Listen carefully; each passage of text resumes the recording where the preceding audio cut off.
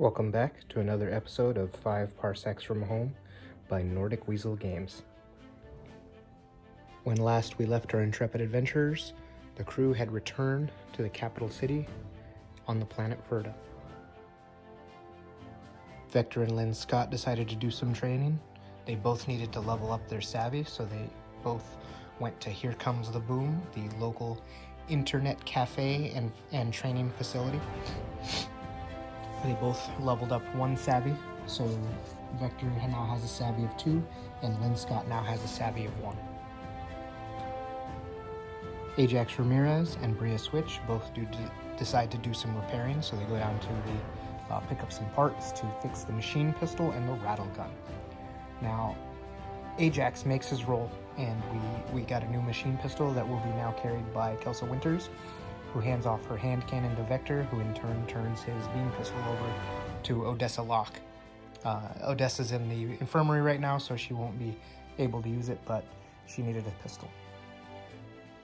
Now, unfortunately, Bria failed her roll very uncharacteristically on the rattle gun, so we lose out on having that really nice piece of equipment. Ember Tavros decided to go trading. She ended up not finding anything good to buy, but she did get a hot tip where she gained a quest rumor towards Ajax Ramirez's quest email that he got. So technically the team is still on a quest, although they're not going to be pursuing it on this adventure. Now Tarek Efnar, he decided to go exploring in town, and he ends up getting in a bar fight again, just how Ajax met him in the first place, right? So we picked a fight with, and now we add a rival to our list. So that rival is the same group of gangers that we had previously lost as a rival before. We had beaten them into submission, and now looks like they're back. And Tarek Efnar decided to start the fight. Now, specifically, if a Kirin gets this event, you add the rival as normal, but the first time you meet them, they have one less enemy, as you already knocked one of them out in the initial brawl. Now, high above the sprawl, Kelsa Winters also went exploring, but in a different circle. She ended up meeting a corporate patron who offered her a job. The Knovatics Corporation offered for her to take out a hit on Octavia Griffin, who's a corporate spook. Now, if this spook gets killed, the crew instantly gains a new corporate rival. Kelsa decides to take the job. For this mission, we have our leader, Vector Moreno. He's now sporting a hand cannon, continues with his glare sword, and a frag grenade. Ember Tavros next. She has a machine pistol with a beam light mod that won't come into play. She also has a frag grenade and a stim pack. She actually, they retrofitted the power claw because she's got the little cybernetic power claw, so she's rocking that close combat weapon. Ajax Ramirez has his needle rifle, frag vest. The needle rifle has an assault weapon mod, and he has his battle visor, which rerolls ones on a to hit. So he never has to aim, he could just move and always count as aiming. Lynn Scott is carrying 2 weapons. One's a blast rifle that now has her hot shot pack on it, so it's a 16 range, 1 shot, but it's plus 2 damage to punch through the difficult to injure enemies. And then she also has a shell gun, which also has an assault blade mod. And she has a 1 shot of still, which is a combat drug. Odessa's not fighting this game. Bria is on this mission because we need her savvy, so she has a savvy 3 now. She still has an infantry laser and a handgun and a frag grenade and a stim pack.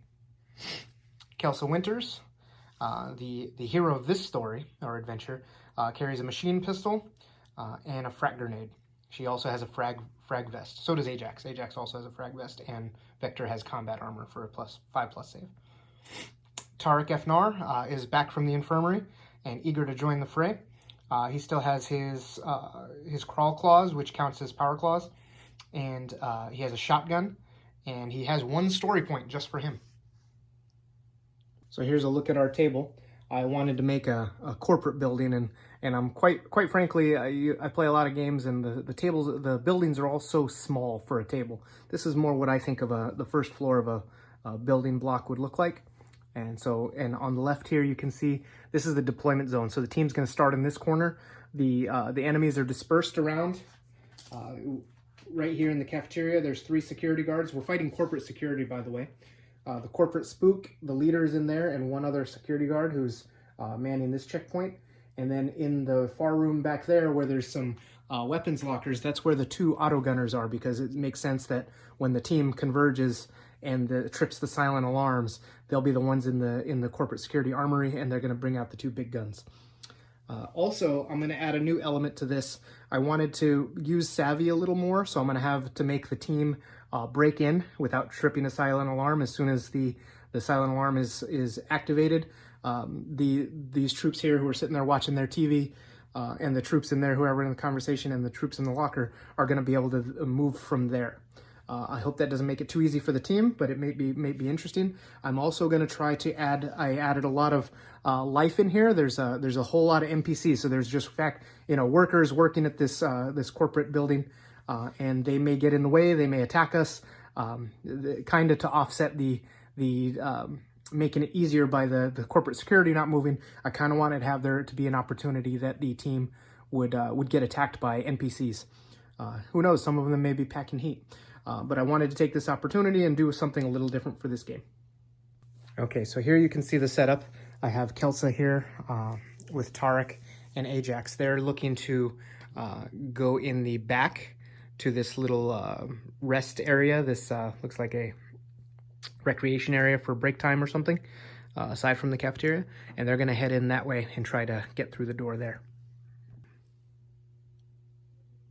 Vector is going to book it to the right here and try to get in the cafeteria, while the 2 ladies, Bria and Ember, are going to walk right in the front door and apply for a job. So the enemy we're facing here today are corporate security. They have a panic of 1 to 2. The speed is 4. Combat skill is +1. Toughness 4. So they're pretty good. They have a defensive AI. And I'm changing that defensive AI. They won't just stay in their half of the table, because they do not have a half of the table. They are defending their corporate building. They all have hand lasers, and then there's 2 with auto rifles. The notes for these guys are: the corporation pay is better than the Unity Armed Forces, plus great dental insurance. They have 6+ saving throws. They have a defensive AI. Our unique individual there is hanging out with the leader. The leader's on the right. And the unique individual is a corporate spook with a speed of 5, combat skill of 1, toughness 4, cautious AI. She has 1 luck point, and she also has a hand laser.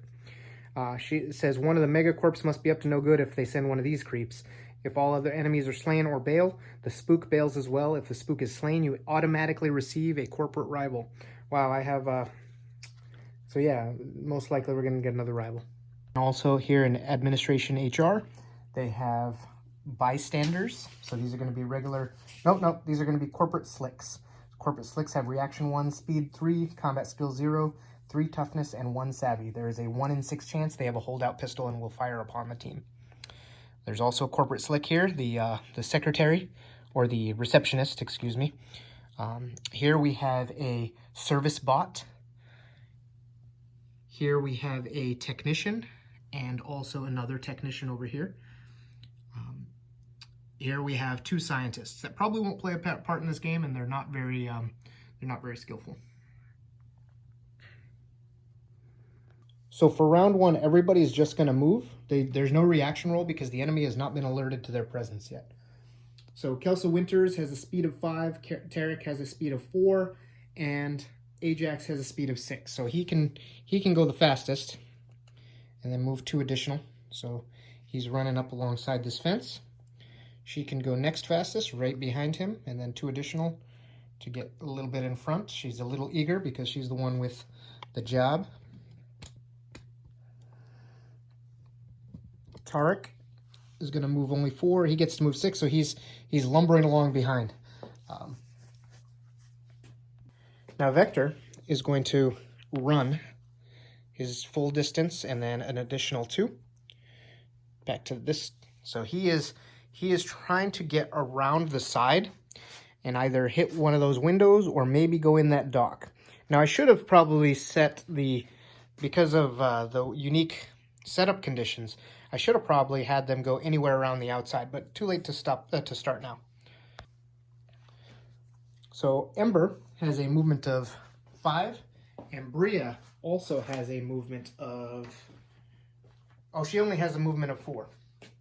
So Ember moves 5 and she moves 4. So, but they're both going to casually saunter up, and they're just going to go apply for a job.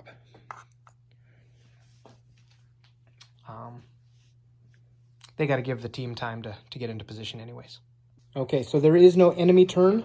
Now we're going to do the Bystanders turn. The Bystanders are the neutral-ish characters. I mean, they're all part of the corporation, so we'll see how that ends up turning out.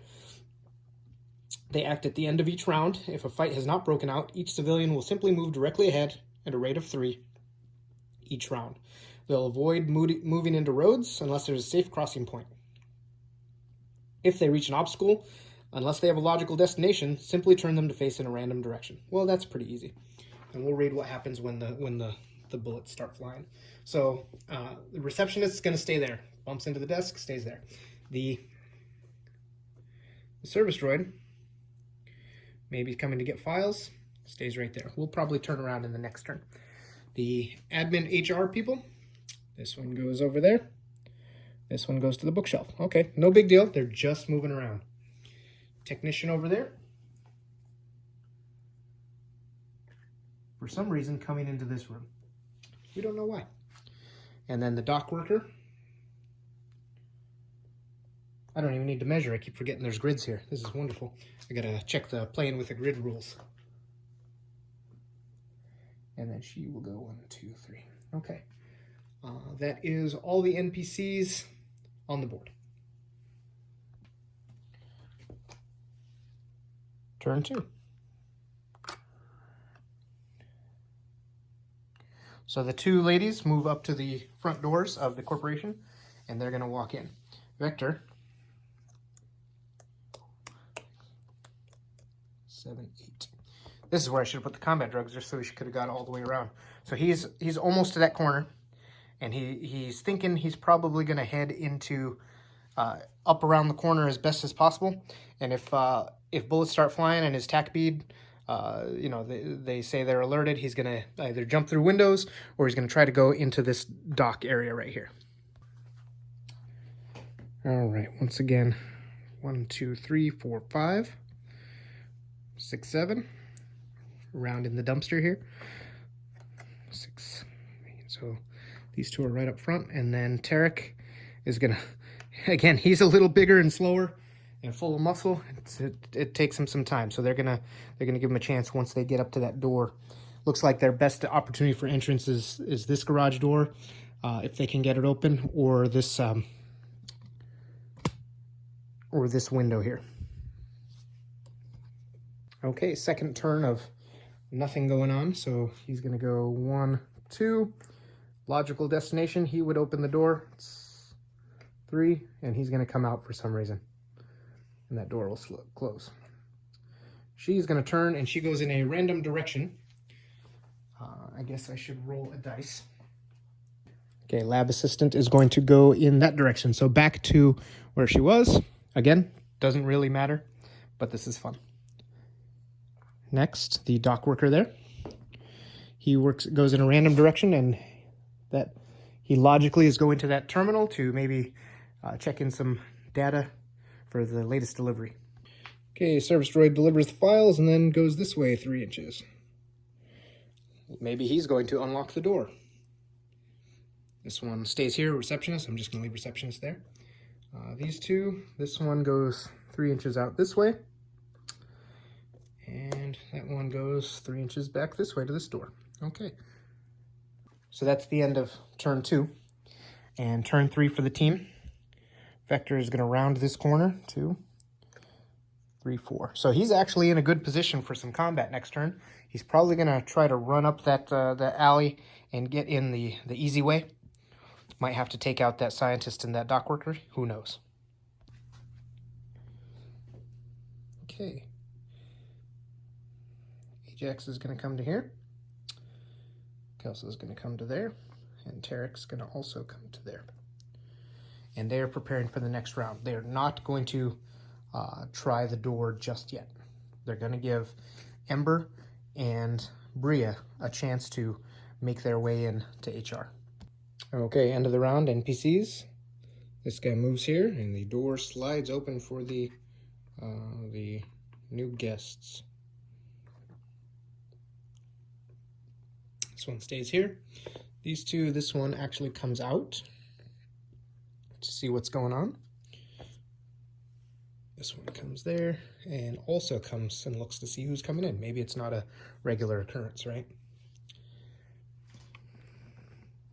Okay, it looks like Dr. Sanchez over here is going to go this way. 1, 2, 3.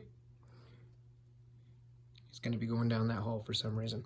Now, I say Dr. Sanchez because if that's Simon's Rick and Morty, the doc, he has a pistol and a bottle, so he must be really good at his job if he's allowed to walk around with those two things.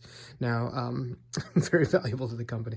Now, this guy, the dock worker, is going to go to, looks like the calf, and the door slides open. And lastly, we have the other, not dock worker, the other technician. That's a dock worker, that's a technician. And he came in, saw the bosses talking, maybe thought better of it, said what he had to say, and then he decided to go this way.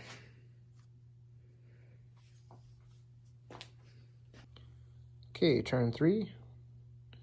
Both ladies go up to check in at the front desk. Now here I'm going to make them make a savvy check to bluff their way into the job interview.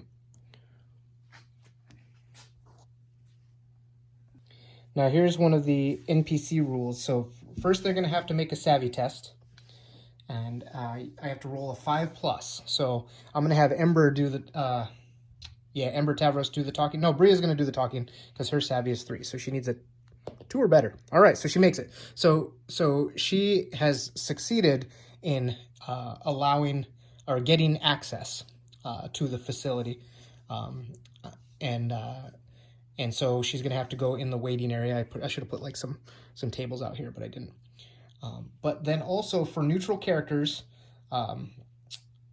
I can roll a D6 savvy roll as needed, and if I roll a natural 6, the NPC is enamored and wants to join the crew. And I rolled a 6. So, okay, so these two, and I'm not going to have him join the crew. I can't afford to have any people, but I think it's hysterical that these two lovely ladies walk up. They're talking to this alien receptionist, and he is just like enamored of them. Maybe I'm going to write him up anyways, just because possibly he can join the crew at a later time. So that's good, because since they passed their first roll to get into the facility, Vector has more time to move. So he's going to get to here, 6, 7, and he's actually going to not go there yet because he doesn't want to get seen. So he's ready to enter this dock, but he doesn't want to get seen yet until everybody leaves. So he's going to keep sneaking. Now Ajax is the only one here with a good savvy. So he's going to try to do an intrusion check. Now, all these checks that I'm doing are all in the purple game mastering rules of 5 Parsecs from Home. So it's a lot of extra content that I've added to the game just to make your own cool stuff. And usually it's for a game master, and that would end up probably being me. But I'm game mastering my own game here and trying to just make a cool scenario and episode. So this isn't going to follow the rules of a typical mission. I'm going to try to keep it fair, obviously, and just make it cool. That being said, Ajax is going to check the intrusions. And the intrusion rules state that anytime the crew needs to get into a place that is locked or otherwise secured, it's an intrusion. This can be an old-fashioned lock, computer terminal, secure DNA lock, or similar. The scenario should always assume the crew has figured out a solution before the shooting starts. So maybe he had already hacked in, and he now just needs to do some sort of scan to get in. But I need to do a non-combat action D6 savvy test. Now, the security system should be rated a 2 to 7, which is the target number for the roll. When in doubt, roll a D6 plus 1. So I'm going to roll it right here. So this is going to be the difficulty of the lock. Oh, no. So the difficulty lock is a 7, okay? So that means with his savvy of 2, I need to roll a 5 or 6. And I did. Oh boy. Okay, so he pops open this door. It is unlocked. They haven't gone in yet. Okay. Again, they're all checking on their comm beads, making sure they coordinate, but that door is unlocked and they're ready to go. Okay. So now it's the NPCs again. And so he's gonna, maybe he has to go somewhere. Nope, he's gonna stay in this area, checking his computer. Probably, stalling because he's enjoying the time spent here. The robot is going to start moving this way. 1, 2, 3. HR professional number 1 is coming up to the desk here. And we'll move here. Now I'm gonna go ahead and play it that I have to make a savvy test roll for her. And the savvy test here is if she is aware of something being odd, having 2 job applicants, etc. So the savvy test again is Bria. She would have done it. She gets it's a D6 plus to beat a target number, and I'm going to say the target number is 5 plus. So she needs okay. So she's fine. So she's probably already gone into the computer and got it set up so that this is probably going to be one of the more successful ways of them getting in at least these 2. Now this lady here is coming out also to check, and you know what, because she's also an HR professional and they're right there, I'm going to make another check. There's a 6, so we're still okay. Team is good. Okay, now over here, this guy he just continues on 3. 1, 2, 3, and that door slides shut, Star Trek style. Actually, those 2 probably shut, but whatever. And then Dr. Sanchez over there. He is going to continue on. 1, 2, 3. And then, let's see, this technician, where is he going? He will actually continue on also straight.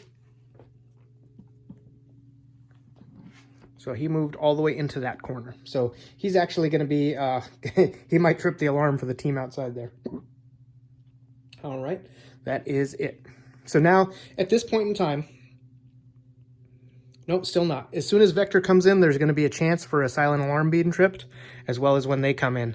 Every turn there's going to be a chance, but it'll give me a chance to set up my attack if we can get away with it as long as we can. Okay, next turn. So Bria is going to head over to the HR professional. Now that she's checked in and ready to go, Ember is just going to play it cool, like she's just here to hang out with her friend and moral support, for the job. And she's just going to meander, right? 1, 2, 3, 4, 5, 6. And just kind of meander out like she's checking the place out, right? Not suspicious, so she's going to do an acting roll. Her savvy, +1. All right, that's a 5. She still made her acting roll, right? Her deception check. And then Bria is going to have to she's going to have to make a continuous check every turn as she talks to make sure. And she's going to be fine. Again, she has a savvy 3. Chances are I won't roll a 1, and I don't. Okay, so the 2 of them are fine. Now Vector, on the other hand, is going to start by checking to trip the alarm. Maybe there's a bioscan on the open dock door, and we're going to see. So he has a savvy of 2, and so we will make sure he gets through with a 5. So he needs a 3 or better. He makes that 3. Okay, good. Whew. Okay, so Vector's going to move 1, 2, 3, 4, 5, 6, and then he's going to dash 2 to get behind these crates because he doesn't want to get seen by any of these things. Now, at this point in time, I am going to start having the guards roam because this video game or this game that's on their TV here is over, and security guards got to get back to guarding. I am going to check to see if this guy got a look at him. So on a savvy roll of 2, I'm going to say he needs a 6. So on a 4, 5, or 6, he's okay. If we roll a 1, 2, 3, then that guard sees him get in and Okay, so I rolled a 1 finally. So the game has started officially.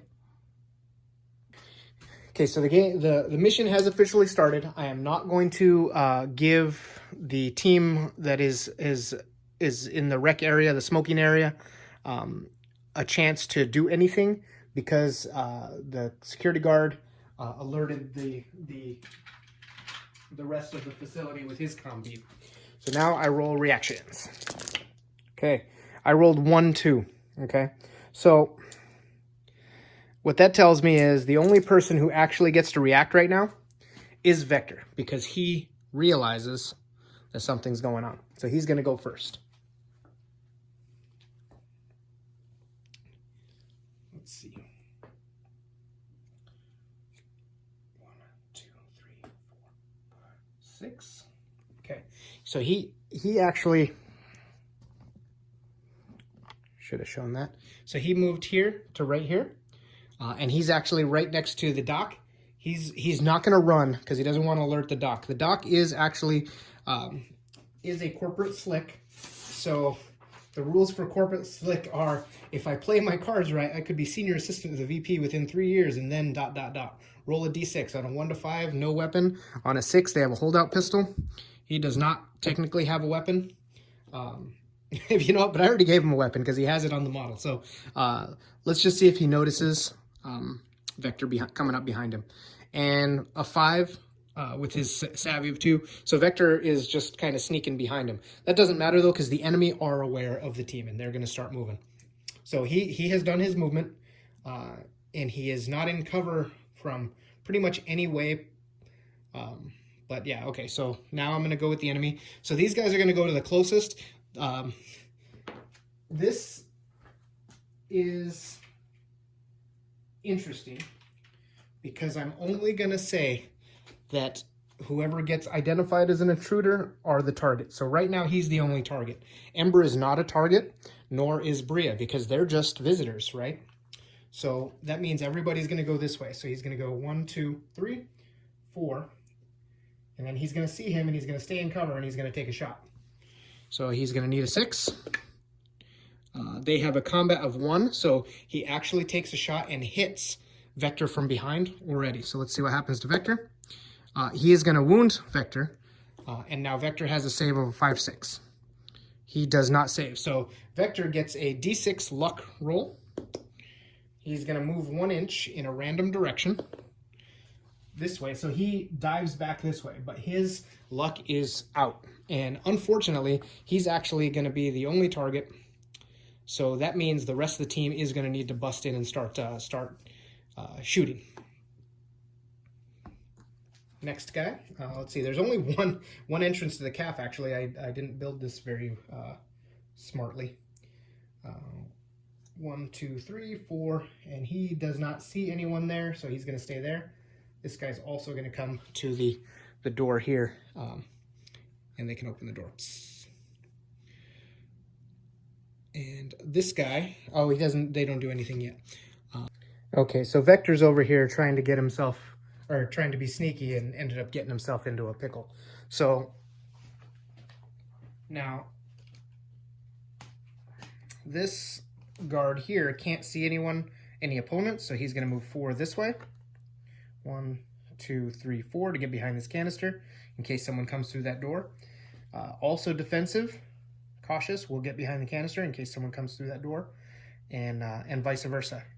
So they think that he's coming down this hallway, and so he's going to come through the door. Now these guys are also going to move into cover right here, and they're going to take a shot.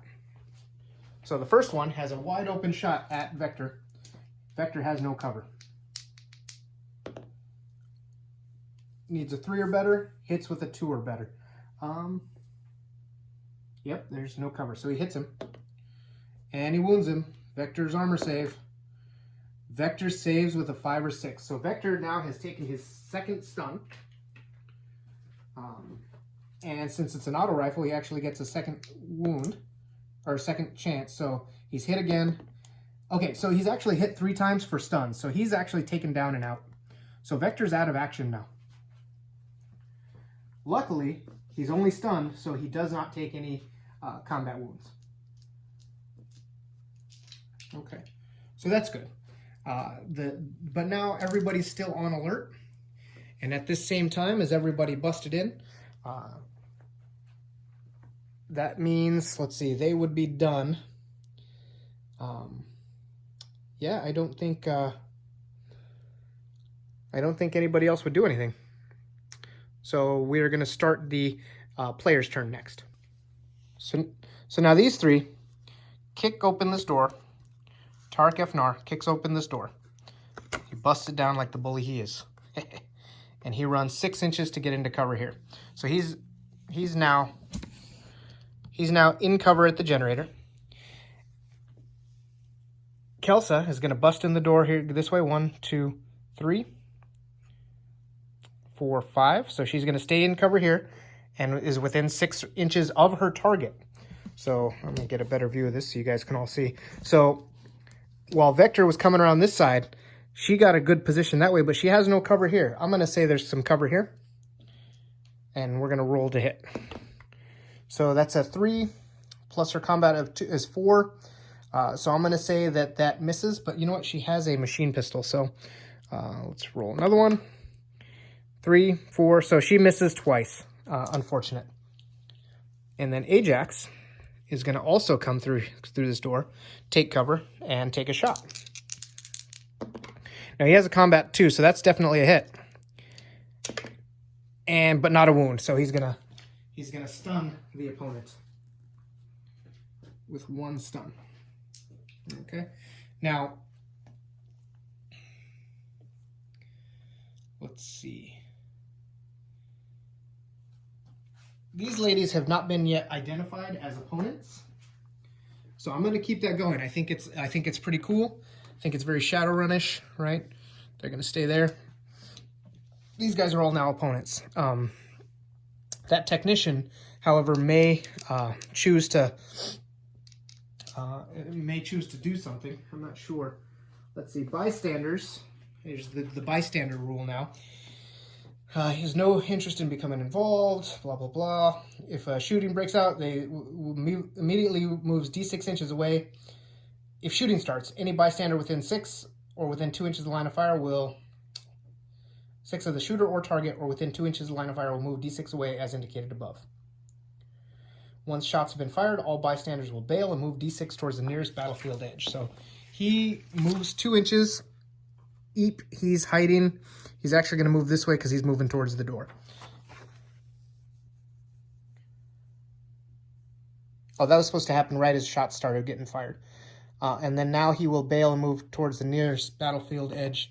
So he's going to move 1 more inch. So he's out the door here. And he doesn't get paid enough for this. This is where this makes a little bit of a difference, okay? So I'm going to check to see if these 2 ladies, who are both corporate slicks, have weapons on them. If they have weapons, they will be considered combatants. So I have no 6s, so they're just innocent bystanders. Now this robot, we have to see if he has a security protocol on a 6. No, 5 or 6 maybe? Yeah, no, he has no weapons. He can brawl, but he's not programmed for it. And then let's check the engineer. This guy is a technician. He also has a wrench. I'm just going to roll 5 or 6 to see if he gets in the fray or not. Oh, he does. So this guy is going to be part of the fray. And good old Doc Sanchez. Let's see how he's doing. He doesn't care. He wants out. So he is going to... Oh, he actually has to move also. So he's going to move 2 inches this way. Eep. And he's going to keep running 5 more inches. So he's actually way over here. So Doc Sanchez moved way over here down this hallway as the shooting started. So now knowing that these 2 are not a threat, Ember is going to move to cover here.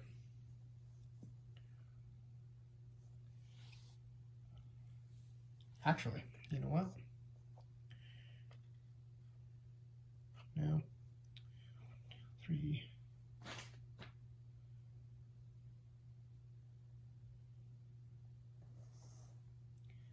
4, 5, 6. Now, the reason she's doing that is she's going to move over here and engage these folks.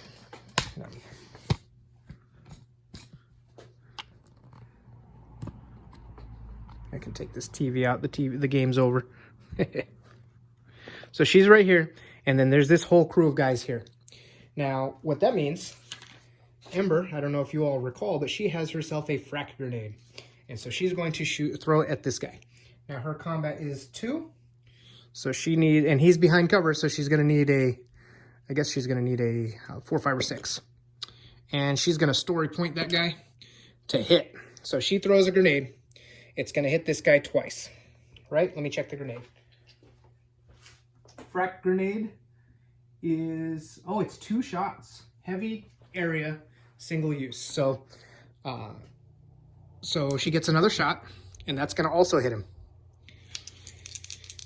And so rolled it. That's going to take him out. He has a 6+ armor save. He saves, so he's just going to take 2 stuns. Okay, that's cool.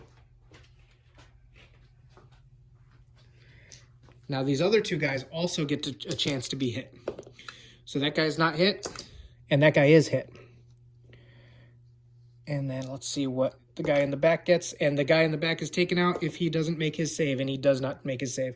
So the frack grenade put a stun, or it took 1 guy out, left 2 stuns on that guy, and this guy was unaffected. So it wasn't as effective as I was hoping. So Bria has a couple options. I think she's going to go 1, 2, 3, 4, 5. 5 to there. She has an infantry laser, but she'd have to shoot right over her buddy there. She can't do that. So she is going to, guess she's going to dash 1, 2 to this computer terminal. Nothing she can really do there. Maybe I should have put something that they could do at terminals, but there's nothing she can do right now. Reaction phase for the second official turn of the game. And we're going to have 2 2s. So the only people who can act now are Bria Switch and Ember Tavros. So Ember is going to get to go 2. And Bria is also going to get to go 2. I think because Ajax has a reaction 1. Kelsa has a 1, and Tarek also has a 1. So yes, so they are the only 2. So Bria and him get to go first. Or Bria and Ember get to go. So let's see. Bria is going to go 1, 2, 3, 4. And she is going to have a nice clear shot at the enemy with snapshot. So she has a +1. And that's going to hit on a 3. And that is not going to wound. So it's going to put another stun token on that enemy. So before they got to act, this enemy is going to get 1 stun token, which isn't great. It's not really going to help them, unfortunately. But Ember Tavros here can move 1, 2, 3. She's going to move behind this little evaporator thing there, and she's going to have a clear shot right here, close range, and she's just going to put 2 shots on that guy to take him out of the game. That's going to be 2 hits. Doesn't matter if she makes casualties, so she does. It's a focused weapon, so she can't take her next shots at this guy, and this guy's just going to be off the board. Oh, my fault. I forgot to do panic. So panic. We only lost 1 last time because of the grenade, so on a 1 or 2, they lose another. They do not. So this is, okay, so she got her turn, and now, and Bria got her turn. So that means that these 3 still have yet to go, and that's the team. That's the team's actions for this turn. Okay, this guy is going to get behind cover and take his shot at Ember Tavros. And he's going to hit with a 6. And he's going to take her out with a 6. Oh no, that is not good. Now she has a stim pack, and that is actually what's going to save her. So she just takes 1 stun. So the stim pack is, If they would become a casualty, they remain on the table with a single stun marker. So she takes a shot right to the arm, and she hits her stim pack, and she continues in the fray. That's good. This guy, he only has a wrench, and he has a movement of, we're going to say, let's see, this is the technician. He has a movement of 4. So 1, 2, 3, 4. So he's going to get in the way and probably get shot next turn. But she's okay now. She has just the 1 stun.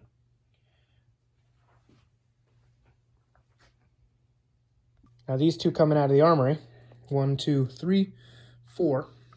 And would normally get a shot. Let me see if there's an angle there on Ajax. There's going to be a lot of cover though. So let's roll. That's going to be a miss. And then this guy, 1, 2, 3, 4. Normally you're not allowed to shoot over somebody, but there is a shot. We're going to say he needs that 6, and he's going to roll a 4 and not hit. So these two have gone. Now this lady, she cannot move, but she can shoot back. So she's going to shoot at Ajax. Missing with her rolling a 1. This girl here, the leader, is going to come out to here. Actually, there's no good shot, so they're going to stay defensive, right? So they're going to come out to here.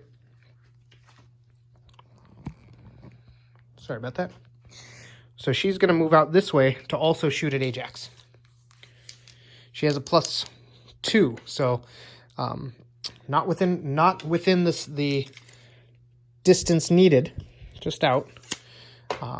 So that's going to miss with her hand laser. And then this guy, he's going to go, he has not been hit. So 1, 2, 3, 4.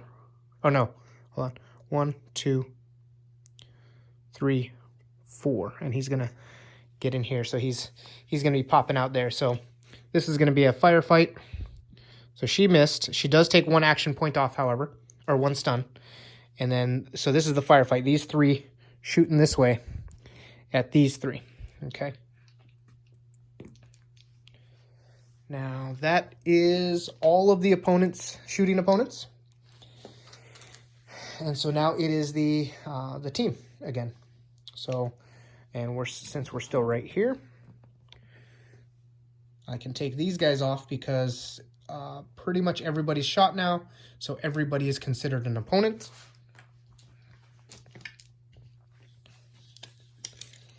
This guy is going to, he's going to have to go 1, 2, 3, 4. And he's going to shoot down this hallway on those guys. So he's going to take 2 shots at the front guy. Actually, he's going to take 1 shot at a time because that's what he does. He needs a 6, so he needs a 4, 5, or 6. And on a 1, he gets to re-roll.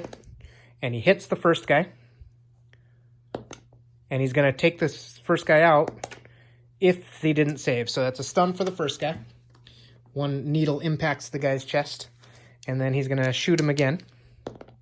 Hitting him again. Taking him out again if it weren't for a save. No save. Good. So this first guy gets taken out. That is not the first kill. But there's 2 kills this turn. Who actually got the first kill? Oh, Ember Tavros got the first kill, so she's going to get that first XP. So Ajax has completed his mission.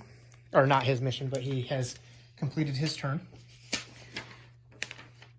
Now, let's see. Kelsa. No, we're going to go with Tarek next. And then Kelsa, we'll see what happens next. So Tarek has a movement of 4. And so he needs to get into combat. 1, 2, 3, 4. Now you can't dash into combat. So he's going to move right there. Oh, that's bad. 1, 2, 3, 4. Okay, hold on. you know what? He can go right over this for free, right? 1, 2, 3, 4. So he is actually in combat with this guy. And so they're going to roll a brawl. So now Kieran get to roll 2 dice and pick the better. And he actually had to make that brawl because Kieran have to begin their round. So he actually had to make that move. I didn't have a choice there. So he's going to roll combat here. Okay, so this guy does bad. He does good. So I got 2 hits. So he gets 1 normal hit, 1 crit hit, 1 fumble hit. So he actually gets 3 hits against this guy with a power claw. So this is going to be brutal. He's going to get through his armor or casualties twice. No saves.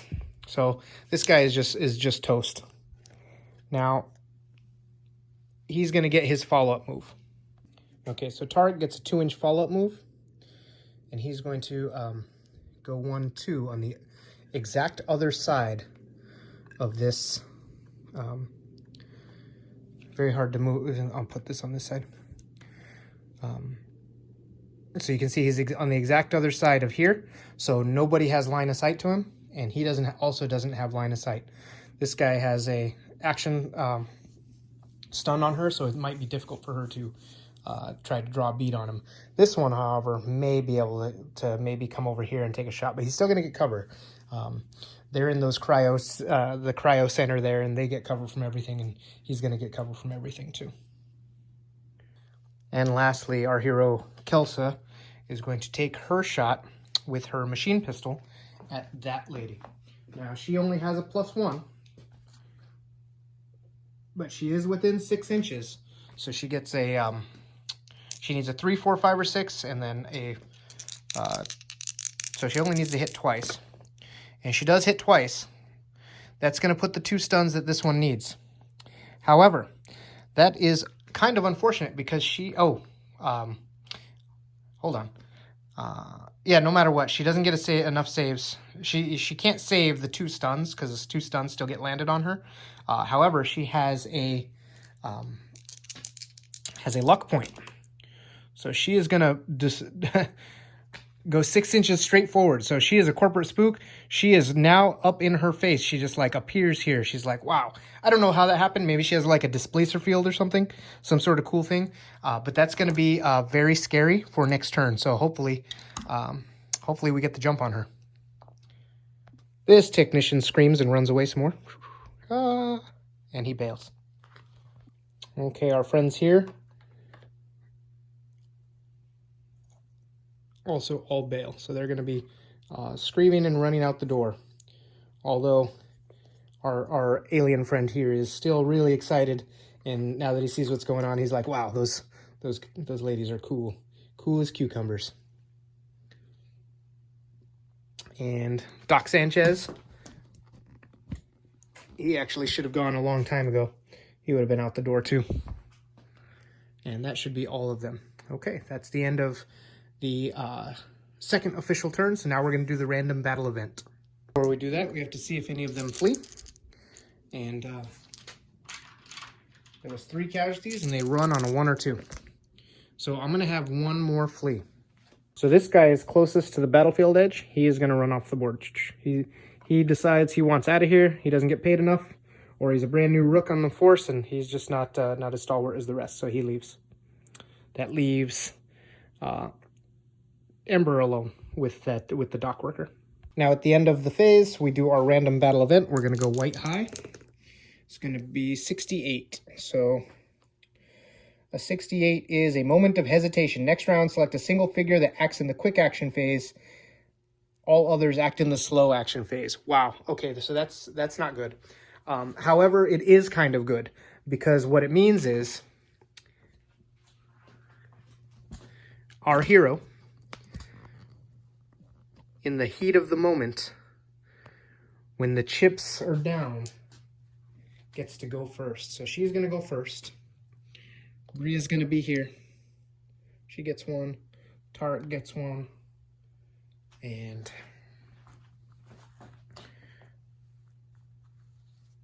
Ajax gets to go. All right. So in the heat of the moment, time slows. She steps out to make sure that she has no cover. Then she gets her 2 shots, needing 2s to hit with a machine pistol. This is not going to be good, I hope, for this corporate spook. So she hits the corporate spook twice. And that is going to be taking her out. Now I have to check real quick to see if the corporate spook has a saving throw. The corporate spook does not have a saving throw. So Kelsa has completed her mission and taken out the corporate spook. Now, that means we have a new corporate rival. So whatever corporation this is, was it Knovatics Corp? This is going to be a new rival for the team. But all is not lost for the corporate security team. There are 2 very skilled combatants still in the fray. The first one, this leader, is cautious, so she's going to move to cover right around here, as she would smartly, making it so Tarek has no cover. So she's going to get a shot at Tarek. And she rolls a 1, which is good because at close range, she needed a 2. So she needed that 2 to hit, and she rolled a 1. So Tarek deftly dodges. That's fantastic. And then lastly, we have that that guy over there, that corpo. Oh, now unfortunately, this is a possibility that he actually sees, and he may have done this last turn and I missed it. But she's 9 inches to 10 inches away. No, he's, oh geez, you know, why go for Ajax when he can go to this corner and get a free shot at Ember's back? Oh man, this is not going to be good for her. He has an auto rifle.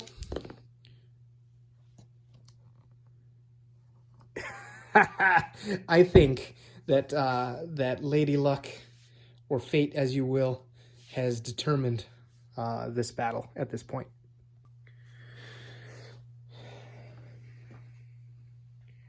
Now Ajax here is going to go 1, 2, 3, 4, 5, right to that corner, and he's going to shoot that guy in the back for daring to take his eyes off him. That's what that's definitely a move that I could see him doing. As soon as the guy heads over that way, Ajax is not one to wait, and he's going to take his shot. So he's going to hit him twice. Focused fire, and he's going to, oh wow, he's not going to wound him at all. That's unfortunate. So the guy has 2 stuns on him.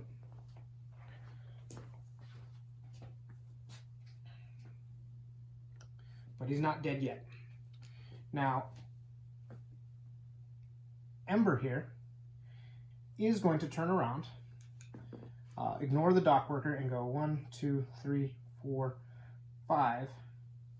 In fact, she can get over here behind cover and making it so that guy has no cover. And she's going to machine pistol him and stun him enough times to take him out of action. That's what he gets for... Oh, wait, she had a stun on him, so she cannot do that. She had a stun on her, so she can just get to out of cover. So that guy's still alive.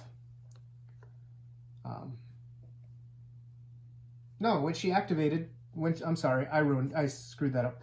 When she activated, she removes that stun for this turn. So he's gone. And then lastly, wow, I was not filming that part of it. Sorry about that. Let me take you over to what happened. So,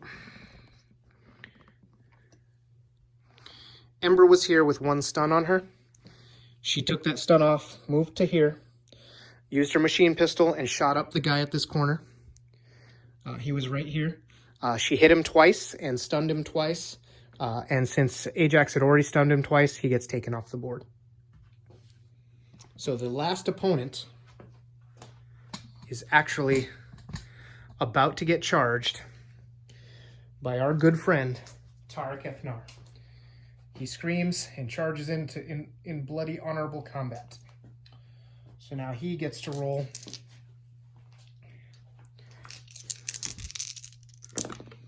Okay, so he does a fumble. So he takes a hit, but he also does, he does a hit. So, oh, that's unfortunate. Actually, you're supposed to take the best one, so I wonder if he actually keeps that fumble, but we're going to take it anyways. And he is going to take that guy out. Save of a 6, no save. So that is going to be the end of the opponents. But Tarek did take, that was a leader with a knife who does not hurt Tarek. Okay, good.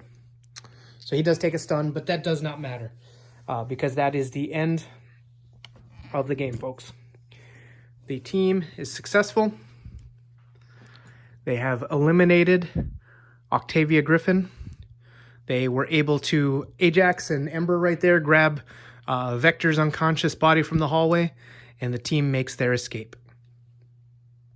And time for everybody's favorite, the post-battle activities. So first thing we do is resolve the rival status. And we roll a 1 or a 2. No, it's just a 1 because these are corporate security. So no, they're not a rival. That's good. However, we do gain the new corporate rival, the Capricos is the name of the corporation that was Octavia Griffin's employer. However, we gained a new corporate patron named Knovatics who sent us on this job. So that's a good thing for us. So it's kind of a wash. We gained a patron, gained a rival on this planet. That makes sense. Okay. Now, we resolved patron status, so we get to add them. Quest progress. This was not a quest battle. Get paid. D6 credits. That's a cockeyed. All right, so that's a 5 credits. Let's see. Add the bonus danger pay. So we got actually 7 total credits for that. Okay. And let's see, battlefield finds. We did held the field. Maybe we found something fun. Let's see what it would be. This time we're going to go Dark High. 52. A personal trinket. On each planet in the future, roll 2d6. On a 9+, you find the owner and receive a loot roll as payment. I'll take it. That's cool. So let me write that down. That was a 52 personal trinket.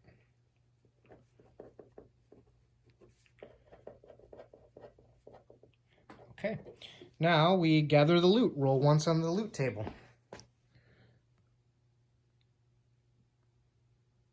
Page 131. I'm getting used to this one. 95. So this is a reward. Roll on the reward sub table.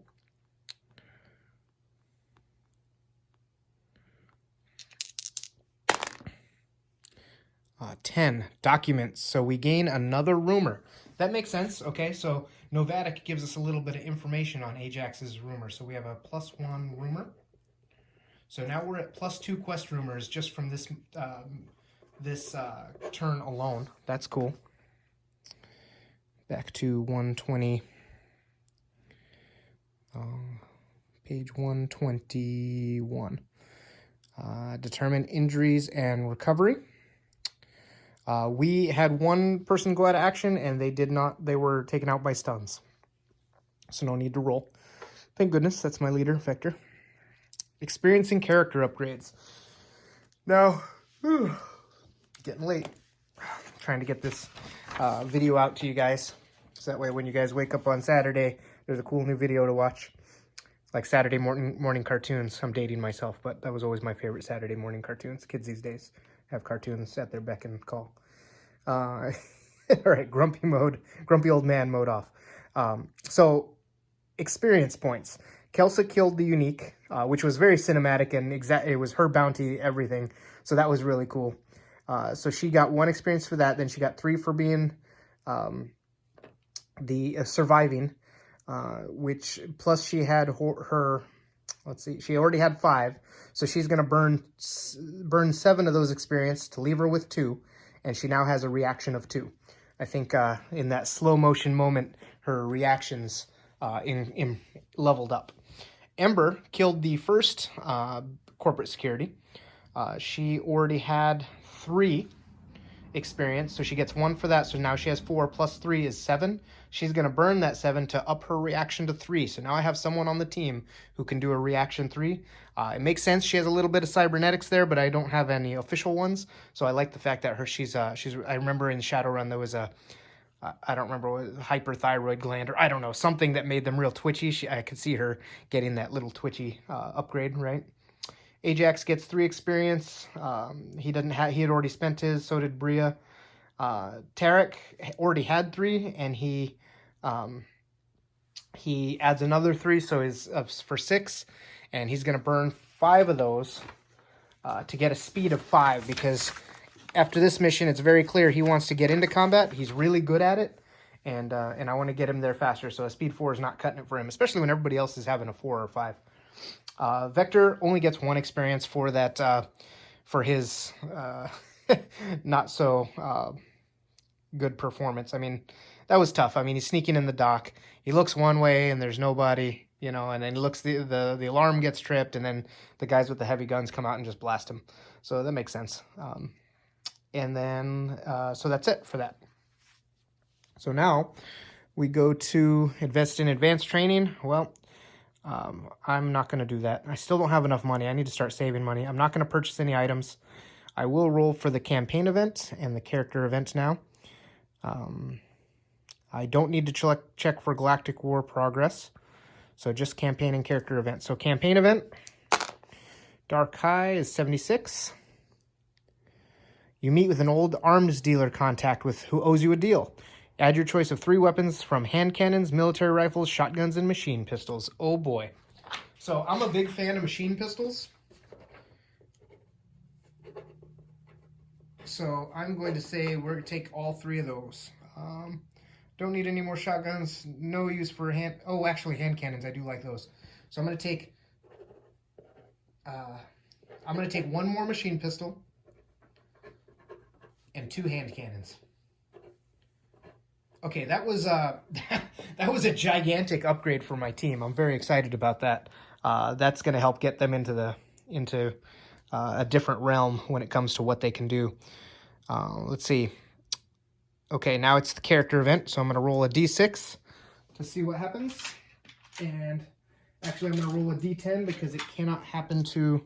Oh, no, he's not in sickbay. It can't happen to him. So I'm just going to roll a d6 and go down the list. So 3... That would be 1, 2, 3. Ajax. Something happens to Ajax. This is his planet, right? So it makes sense, and we're on his quest. So let's see what happens to Ajax. A 0-1. Ooh, never run that. All this endless violence is depressing you. Aw. He refuses to participate in any battle during the next campaign turn except for an invasion battle. Get a story point as they get a new perspective on life. Okay, well. You know, he's a little depressed, but so I'm gonna figure out what his quest is, and I'm gonna make it, you know, he's gonna be depressed about it. There's something sad that happens. Let's see, any other post-battle activities? Did the loot. That is all, folks. All right. Well, I'm gonna take, as I always do, I'm gonna take a couple minutes just to explain what happened here which. Ooh, why did that get so bright? Okay. You've all seen these models, so I'm not going to share anything new. These 2 are core space models. This is the admin, right? The HR professionals and the admin receptionist guy who I got to roll him up. You know what? I'm going to do that right now. I got to roll a name. I'm not going to roll what he is yet. I just want to roll a name. So I'm going to roll a D100. 12. So I got a Xavier 75. Xavier Matthias. Okay, very human name for an alien, but that's going to be funny. Xavier is a potential crew member for the future. I'll roll him up as a character later, but I wanted to make sure he gets a name. Let me write that down. Xavier Matthias. Okay, so Xavier Matthias. Now, again, Dr. Sanchez is the Rick and Morty model from Simon Invader, Zombicide Invader. Is funny. His assistant is a human interface model. Again, I use plenty of those. Was a Kickstarter. I don't know if you can see that very good. Okay, and then the dock worker and the robot were from Core Space. And then this that was the technician, the generator technician. And then this is the dock worker. He's the engineer for the male engineer.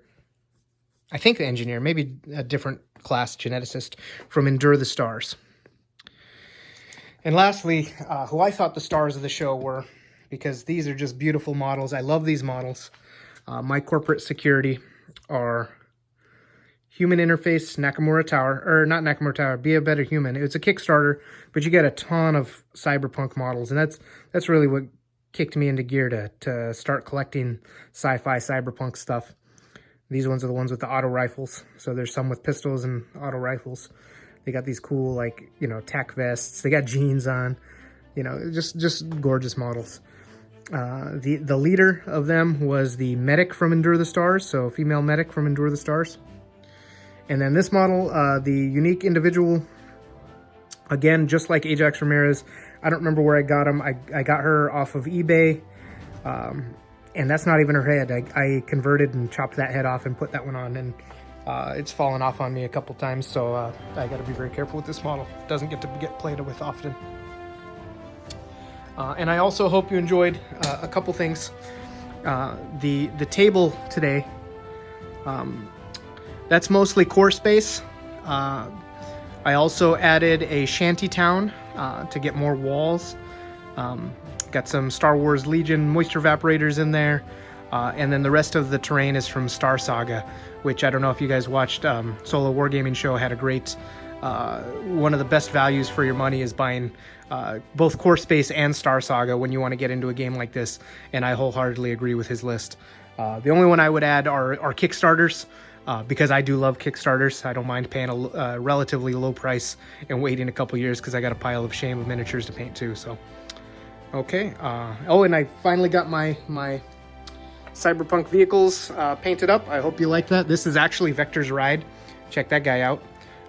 So I didn't have any rules for them or anything, but I'm just super excited about these. And oh dang it, I don't remember the brand name, but I did do an unboxing video. So if you look at my videos, there's one video that's an unboxing, and it has all the cars that you saw along the outside here. So, you know, really cool. Took me a couple minutes to paint. Not very proud of the paint jobs. Just I was messing around with my airbrush, with contrast on an airbrush, and they don't look great. But you know what? On video, they look fine. So I'll take it. All right. That's all, folks. And I'm hoping to be able to do another video today. Or not today. This weekend, though, since tonight's Friday night. I hope to get this loaded. I want to watch it with you guys tomorrow. And then hopefully, if I get a chance, I'll do another. All right. Talk to you later, folks.